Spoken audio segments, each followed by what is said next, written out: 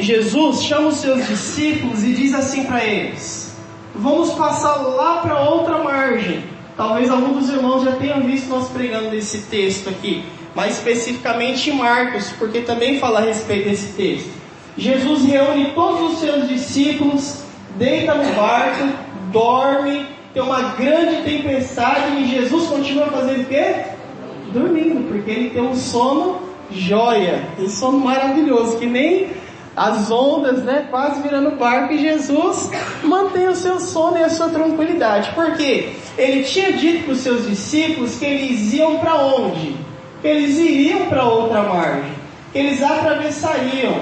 Mas por que Jesus passou por toda uma tempestade? Por que os seus discípulos enfrentaram uma tempestade? E por que Jesus falou a seguinte frase para os seus discípulos: vamos passar para o outro lado? Tudo vai estar nisso. O porquê de Jesus falar: vamos lá para o outro lado da margem, porque lá nós vamos fazer alguma coisa. E é sobre isso que nós vamos falar hoje. Vamos continuar no versículo de número 26 agora.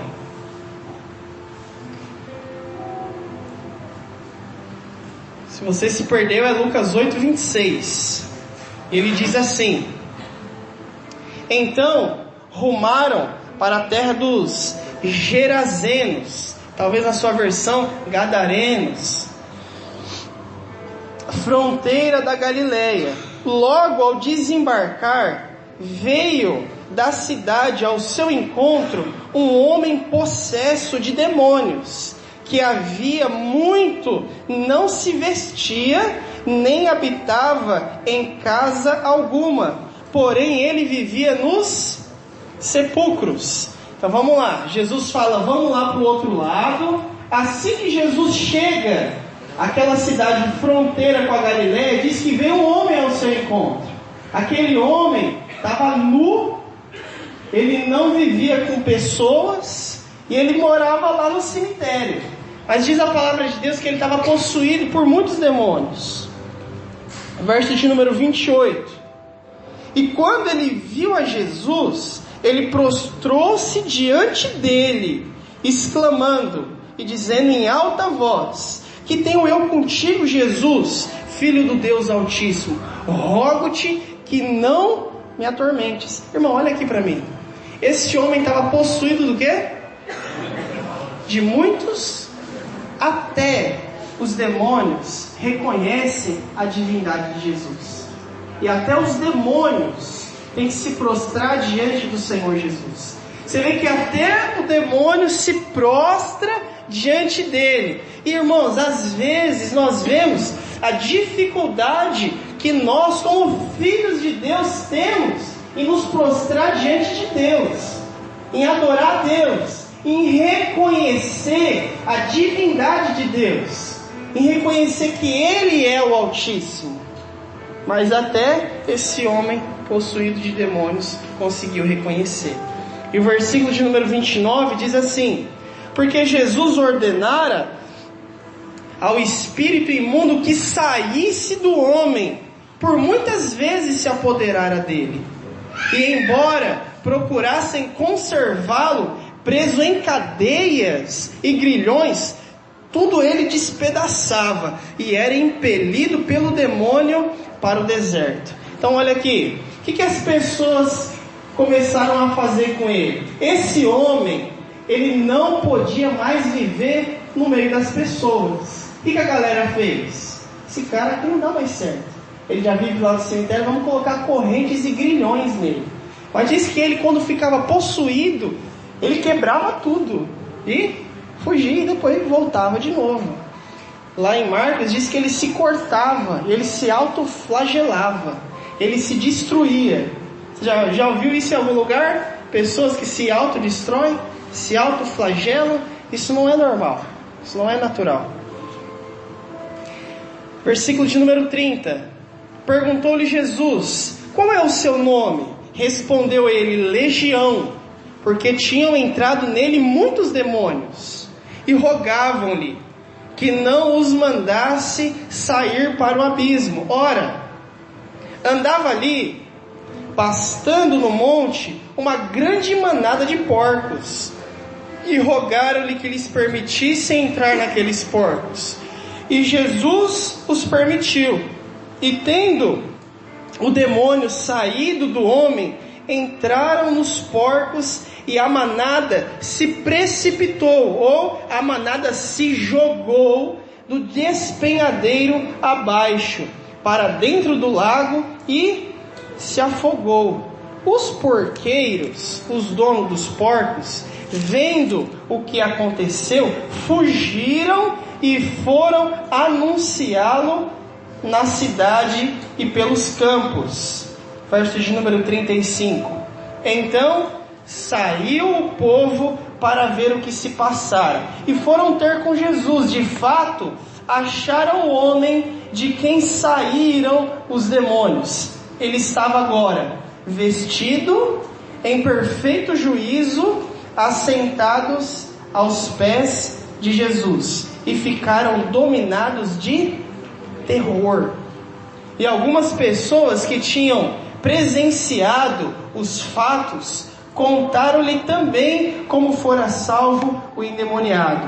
Todo o povo da circunvizinhança dos Gerazenos rogou-lhes que ele se retirasse deles, pois eles estavam possuídos de grande medo. O que eles fizeram com Jesus, irmãos? Para fora da nossa cidade. Eles expulsaram o próprio Jesus da cidade deles. Por quê? Primeiro, que eles estavam possuídos de grande temor, e outra, todos os porcos que aquela galera tinha se jogou despenhadeiro abaixo. E diz assim ainda, Jesus, tomando de novo o barco, voltou. Então Jesus foi, fez o que tinha que fazer e voltou. O homem a quem tinham saído os demônios rogou-lhe que o deixasse estar com ele.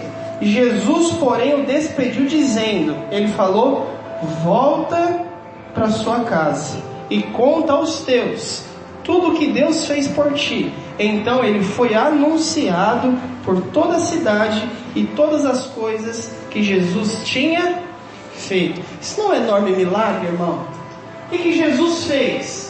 Jesus entrou naquele barco, nós lemos no começo do texto, Jesus atravessa toda uma tempestade, Jesus vai lá para o outro lado para libertar um homem. E depois Jesus entra no barco e Jesus volta. Mas aquele homem, a que ouviu a palavra de Deus, ele permaneceu ali. E ele tinha feito um pedido para Jesus, falou, Jesus, deixa eu ir contigo. Ele queria ser o quê? Um dos discípulos. Não iam ser mais 12, agora iam ser 13. Eu quero ir contigo. E Jesus falou, não. O que Jesus falou para ele? Volta para sua casa. O que significa? Esse homem tinha uma casa. Esse homem tinha provavelmente uma família. Tinha um lar, devia ter os irmãos dele. Não disse se ele tinha esposa ou filhos, mas diz, volta para tua casa. E diz para quem está do seu lado, volte para a sua casa. E hoje eu quero falar a respeito desse homem e a respeito desse milagre de Jesus. E eu te digo uma coisa, irmãos, olha aqui, uma vida vale mais do que o mundo inteiro. Uma vida vale muito mais do que um tempo de descanso. Por isso que a nossa vida, ela não se limita ao pouco. Nós devemos enfrentar, às vezes, muitas coisas. Enfrentar tempestade, enfrentar lutas. Para quê? Para que depois dessa tempestade a gente vá lá, alcance uma pessoa, e se for só uma, volte. Essa semana eu fui fazer uma célula lá no Perim, onde tudo começou. E nós estávamos na casa da tia Rita, do seu Ivo, e foi uma bênção, irmãos, a gente trazer a memória aonde tudo começou. E algo tinha vindo no meu coração. Se eu tivesse ido lá, alcançado aquela uma família, e depois ter ido embora de volta para minha terra, eu estaria muito feliz, irmãos. Mas o que Deus fez aqui foi muito mais do que alcançar uma pessoa e do que alcançar uma família. E o Senhor quer usar você da mesma forma para isso, meu irmão. O Senhor quer usar a sua vida para que você vá e para que aquela uma família que você alcançou, aquilo possa ter uma transformação. Hoje nós vamos falar a respeito desse homem. Leia comigo novamente o versículo de número 27. Lucas capítulo 8, no versículo de número 27. E diz assim: logo ao desembarcar, veio da cidade ao seu encontro um homem possesso de demônios, que havia muito, ele não se vestia, ele não habitava em casa alguma, porém ele vivia nos sepulcros. A primeira coisa, esse homem saiu da sua casa.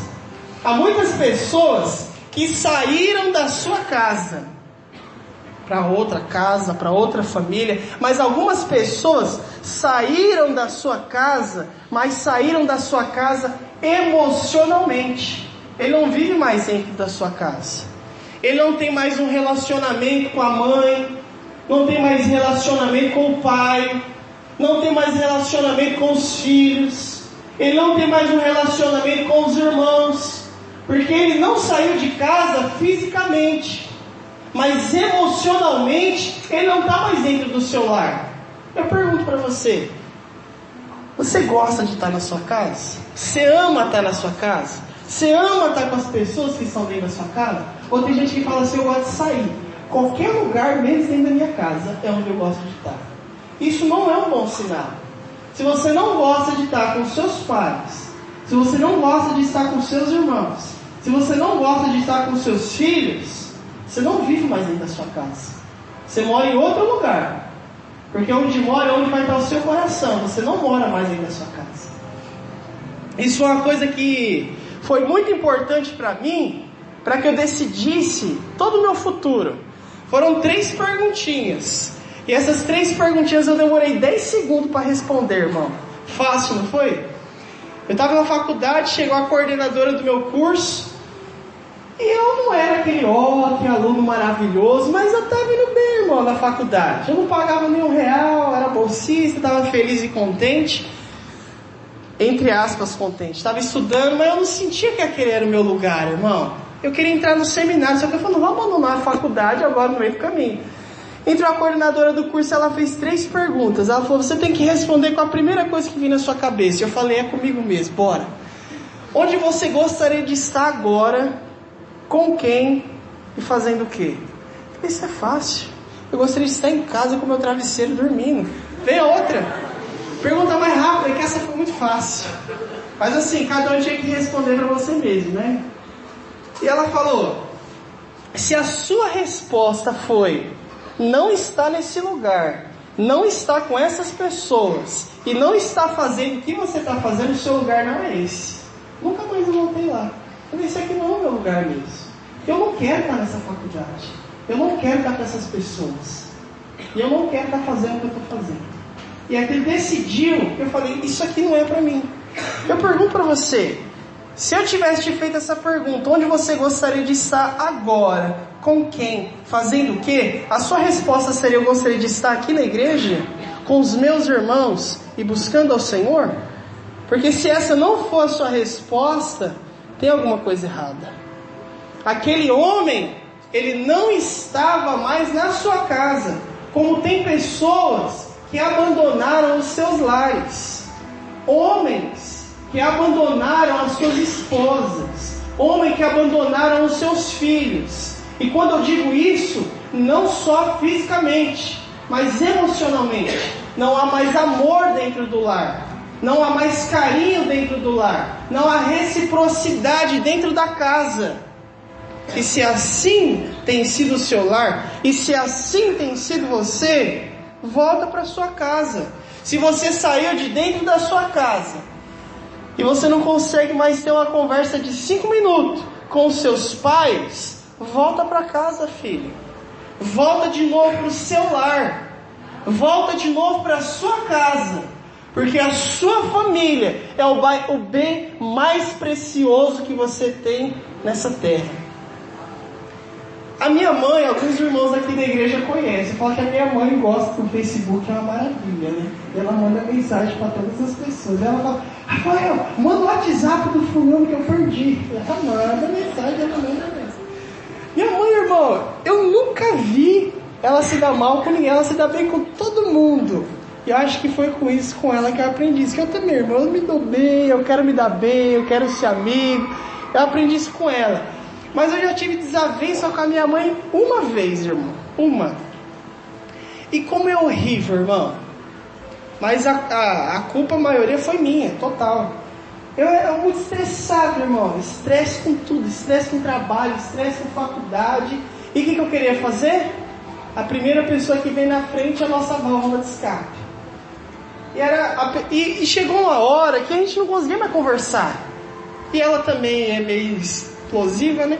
Eu não falava nenhuma besteira, porque senão eu perdia meus dentes. Graças a Deus eu ainda tenho todos.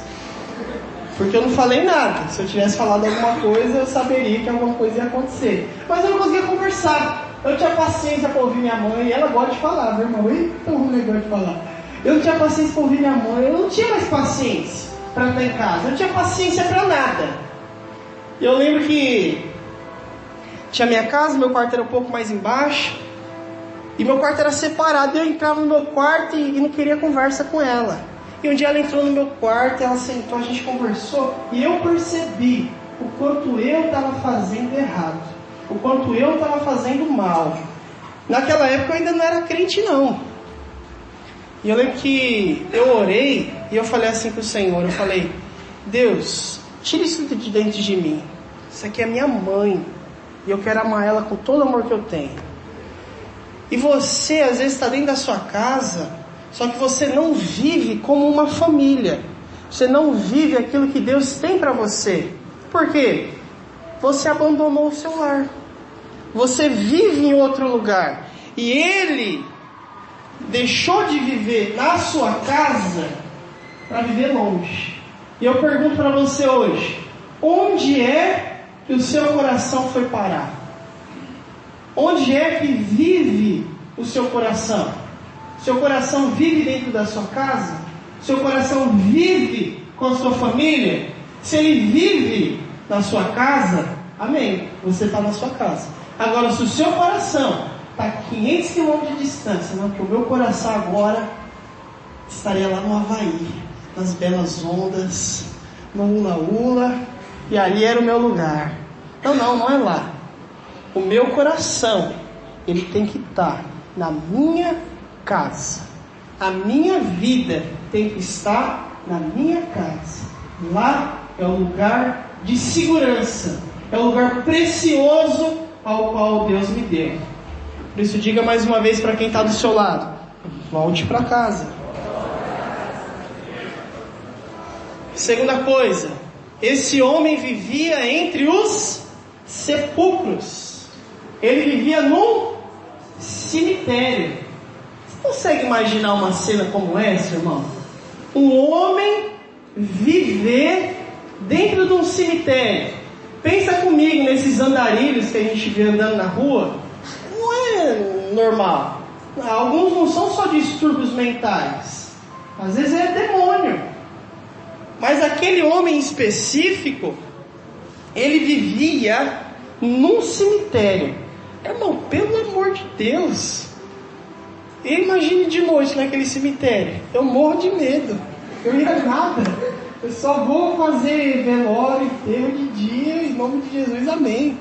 Mas ele vivia lá, era o lar dele. Ele morava lá. E olha aqui, todo mundo conhecia aquele homem. Ele não era um homem que, ninguém conhece. Não, ele era um homem conhecido. Tanto conhecido que a própria sociedade trancava ele, amarrava ele, acorrentava ele. Por quê? Lá em Marcos diz que aquele homem gritava de dia e de noite. Pensa o que é um homem viver no cemitério e passar o dia inteiro gritando. Gritava. Era a vida dele. Essa era a vida daquele homem. Num cemitério, irmão, além de ser lugar de pessoas mortas, é onde não há vida, é onde não há manifestação de amor, de carinho, é onde ninguém fala e ninguém ouve. Cemitério é lugar de silêncio. A sua casa é um cemitério?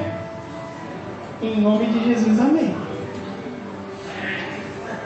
Eu fui visitar um casal um dia desses, e às vezes a gente vai conversar com alguns casais que tem aquelas brigas, que casal briga, né, irmão? Casal normal tem aquelas suas desavenças.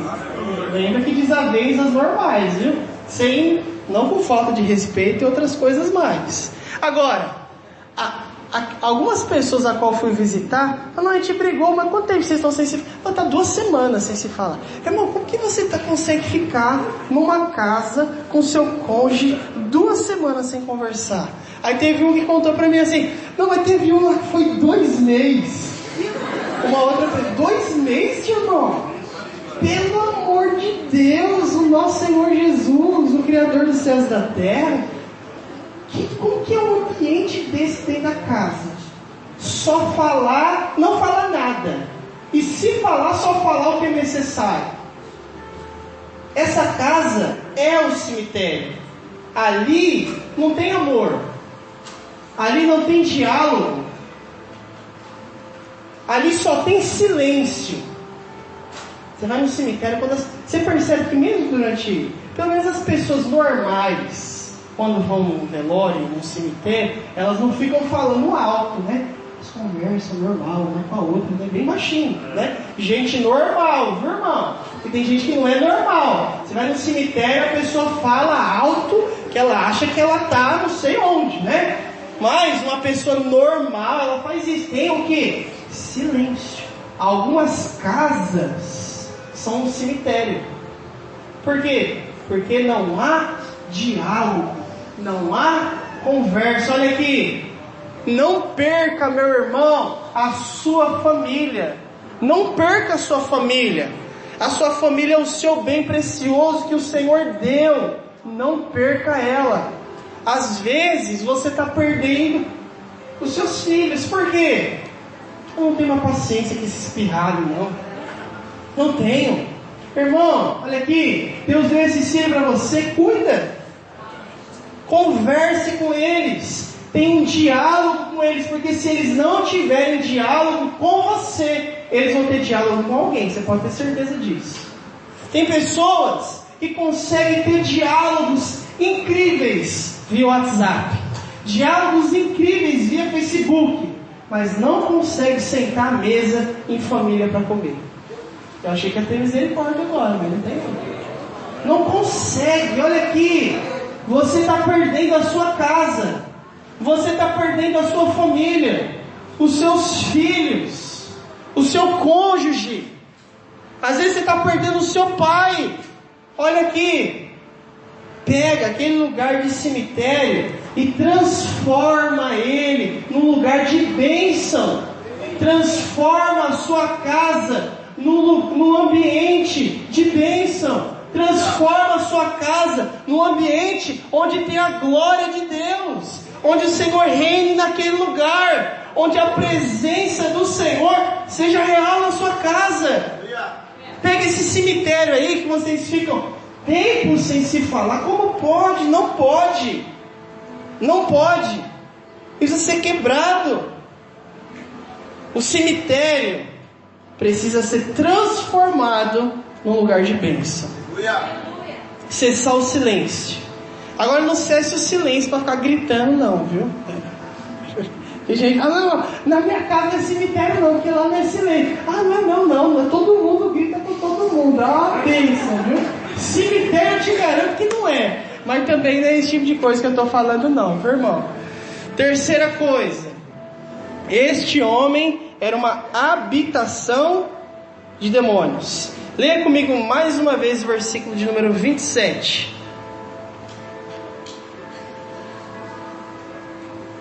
Logo ao desembarcar da cidade ao seu encontro, veio da cidade ao seu encontro um homem possesso de demônios, que havia muito não se vestia, nem habitava em casa alguma, porém ele vivia nos sepulcros. Lá embaixo, irmão, quando Jesus pergunta assim para ele, qual o seu nome? Ele responde, Legião. Aí você se pergunta, não, pera, por quê? Tem gente que fala, não, Legião Urbana é do Satanás, porque é o nome Legião. Pelo amor de Deus, irmão, ajuda nós. Agora, por que ele diz Legião? Os romanos, eles contavam os seus exércitos por uma quantidade de pessoas. E mais ou menos 6.000 a 7.000 soldados era conhecido como uma legião de soldados. O que muito provavelmente possa significar que esse homem aqui tinha mais ou menos o quê? Meu Deus do céu. Misericórdia. Às vezes a palavra de Deus diz que eram muitos demônios. Nós somos muitos. Agora aqui ele diz legião. Isso aqui é só talvez, irmão. Olha aqui. Não, pastor Rafael me disse na igreja que era 6.000. Olhe lá, meu irmão. Eu falo que isso aqui pode ser uma interpretação do texto, viu? O texto não diz, mas o texto diz que eram muitos. Um demônio já deve ser ruim para ter, né, irmão? Agora 6, 7.000 é demais. E olha aqui, irmão. O reino espiritual, ele é real. Ele é real, mais real do que as coisas físicas. Nós não vemos. Muitas vezes sentimos. Às vezes não, mas ele é real. Ele existe.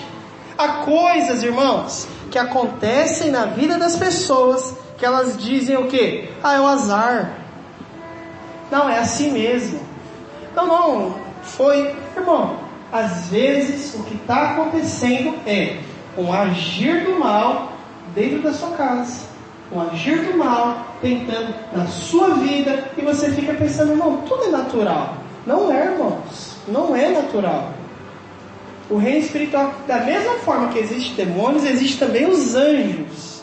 E nós temos que entender o reino espiritual. Tem gente que acha que é tudo normal. É tudo natural. É nada. Nós devemos enxergar aquilo que está acontecendo nas nossas vidas e falar assim, Senhor, me dê uma sensibilidade espiritual. Me dê olhos espirituais para que eu possa ver. Que nem isso aqui que está acontecendo não pode ser normal. Isso aqui que está acontecendo não é natural. Não é. E pedir para Deus que Ele te dê sensibilidade para que você possa enxergar aquilo que tem acontecido. Outra coisa, os demônios vêm, assim como Satanás vem, para roubar, para matar e para destruir. Esse é o ladrão que vem para matar e roubar e destruir. E a gente vai viver na nossa vida naturalmente. E o diabo está lá trabalhando. E ele faz o seu trabalho bem feito. Ele vem para isso mesmo. Ele não vai parar de fazer o trabalho dele. Ele pensa num funcionário bom. Não falta, não para de trabalhar. Ele trabalha. E ele vai trabalhar até o final. Para quê? Para que o amor de muitos se esfrie. Para que quando o Senhor venha, para que quando chega o dia do Senhor, Ele consiga arrebatar a maioria dos seus. Agora, irmãos, olha aqui para mim.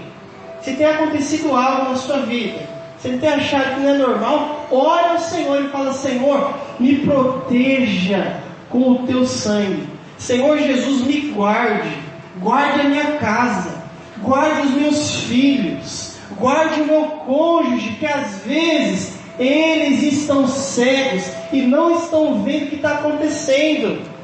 Mas que você veja, e que você ore, e que você repreenda em nome de Jesus.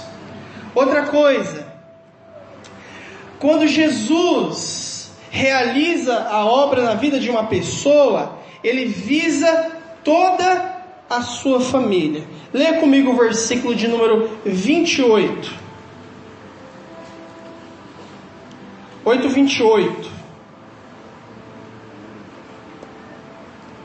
Diz assim: E quando viu a Jesus, ele prostrou-se diante dele, exclamando e dizendo em alta voz: Que tenho eu contigo, Jesus, Filho do Deus Altíssimo? Eu rogo-te, para que não me atormentes. Primeiro, irmão, quando Jesus entra, o mal não pode permanecer. Você concorda comigo, amém? Quando nós temos aquele encontro com Deus, e às vezes tem a hora que nós vamos fazer a parte da libertação, e tem gente que já fica assim já, ó, tremendo que nem uma vara verde.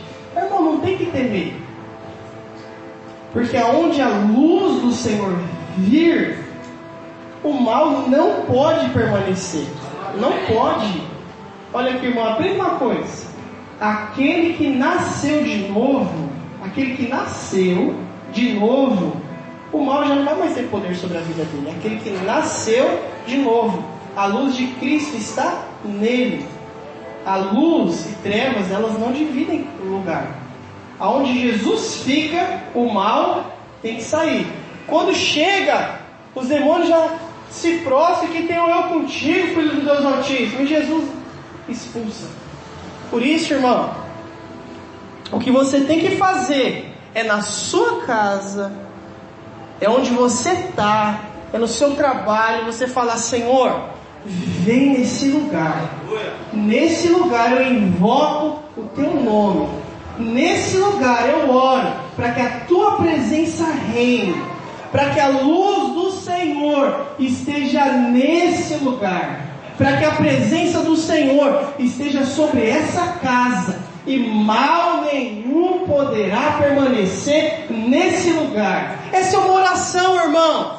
É isso que você tem que pedir ao Senhor, para que a luz do Senhor esteja lá, para que a presença do Senhor esteja lá, e o mal não venha permanecer, porque onde o Senhor Jesus chega, as trevas se dissipam.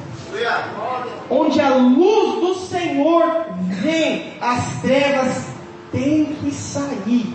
Por isso que no encontro com Deus a gente fala: irmão, nós vamos orar clamando a presença de Deus. E nós falamos que o Espírito Santo vem nesse lugar, enche as nossas vidas, que a tua luz encha esse lugar, e trevas nenhuma, olha aqui, nenhuma pode permanecer diante do Filho do Deus Altíssimo, diante do Todo-Poderoso. As trevas têm que cair, as trevas têm que se dissipar. Por isso, olha, e o verso 39 agora comigo, o verso 39, melhor, vamos ler o 38 e o 39.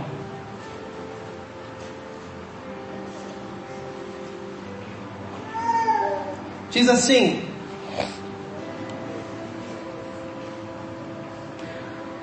o homem de quem tinham saído os demônios rogou-lhe que o deixasse estar com ele. Jesus, porém, o despediu, dizendo: volte para casa e conta aos teus tudo o que Deus fez por ti. Então foi ele anunciando por toda a cidade todas as coisas que Jesus lhe tinha.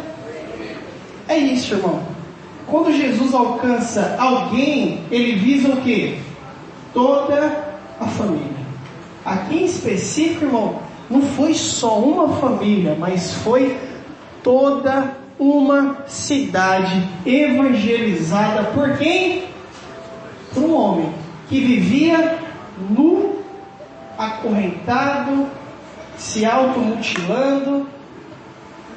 Aquele homem agora estava vestido em perfeito juízo, e aquele homem agora ia anunciando por todo lugar o que o Senhor Jesus lhe tinha feito.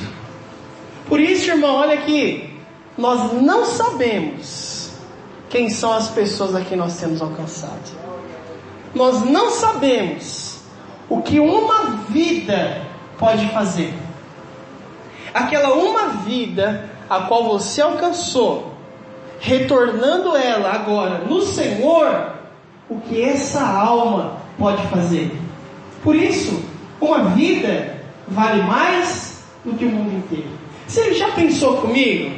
Você está lá, Você morre, não tem aleluia nessa hora, né? Você lembra? Glória a Deus. Você chega diante de Deus e o Senhor fala assim, ó, tá vendo toda essa multidão aqui? Esse aqui são as pessoas a qual você alcançou. Então, mas eu nem preguei tanto, Jesus. Acha assim que, ó, Jesus, já que eu estou no céu, eu vou te falar a verdade, viu? Eu não ganhei isso tudo não, eu não posso mentir para o Senhor. Ele vai falar, não, esses foram alcançados por você. Mas eu não lembro de ter alcançado muitos. É só alguns, ó, aquele ali eu lembro, eu falei de Jesus para aquele, daquele ali. Mas aquele ali eu nunca nem vi na minha vida. Aquele teria cara lá de ser brasileiro, um cara desse aí. Onde que eu evangelizei um cara desse?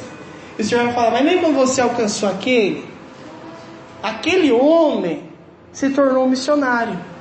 Aquele homem foi para uma outra nação. E aquele homem alcançou muitas almas. A gente não tem noção de quem são as pessoas que nós temos alcançado para o Senhor. Hoje, irmãos, eu estou aqui no Pernambuco, 6 anos e um pouquinho, e dificilmente o camarada que falou de Jesus para mim, que me levou na igreja, que me deu 7 passos, que me ensinou a palavra de Deus, ele ia pensar, esse menino aí vai ser um pastor, cara. Eu dava um trabalho da bexiga para ele, irmão. Eu acho que ele pensava, se esse cara durar um ano na igreja, vai ser uma bênção. Nunca queria imaginar isso. Mas hoje, talvez, ele pensa assim, olha como que valeu a pena ter ficado no pé dele. Olha como que valeu a pena ter ido chamar ele para ir para a igreja. Olha como valeu a pena ter levado ele para ir à igreja. Olha como valeu a pena quando ele mentia, dizendo que tinha gente na casa dele e não ia para a igreja, mas mesmo assim eu ia lá e chamava ele. Por isso, irmão, nós não sabemos a profundidade daquilo que o Senhor tem para fazer. Por isso, quando você alcança, olha aqui, uma pessoa, você nunca alcança só uma pessoa. Quando você alcança uma pessoa, você ainda está alcançando muitas pessoas. Diga isso para quem está do seu lado. Quando você alcança uma pessoa, você nunca alcança só uma pessoa. Por isso, irmão, Jesus atravessou aquele lugar. Jesus olhou naquele homem e falou, vai ser esse homem a quem eu vou usar para transformar a cidade de Genezaré. Os genezarenos. É esse homem a quem eu vou usar. Aí você pensa, irmão, aquele homem que não era nada, que ninguém dava nada, que todo mundo via ele como um louco, como que ninguém dava valor. Esse homem é o homem que foi alcançado, é o homem que foi transformado, e todo mundo olhava e falava, mas não é esse homem que vivia pelado, gritando, e que nós tínhamos que acorrentar ele, e ele vivia lá no cemitério? Mas agora ele está normal, ele está com juízo na cabeça. O que foi que aconteceu com ele? Ele disse que foi o Filho de Deus que libertou ele, foi o Filho de Deus que tirou as cadeias dele, e ele diz que esse mesmo Filho de Deus pode livrar as nossas cadeias. O que nós podemos fazer, irmãos, como igreja, não está escrito. Aquilo que nós podemos fazer como povo de Deus é muito além da nossa compreensão, é muito além do que a gente pode imaginar. E profetizo que aqui no nosso meio tenha pessoas que vão muito mais além daquilo que nós já fomos. Amém. Pessoas que nós olhamos e falamos, não, fulaninho, se der um ano, aleluia, vai dar um trabalho. Mas que esses aí sejam aqueles que confundam os sábios, que confundam aqueles que acham que são, e que para a glória de Deus sejam pessoas como nós que Ele venha levantar. Amém? Vamos colocar de pé em nome de Jesus.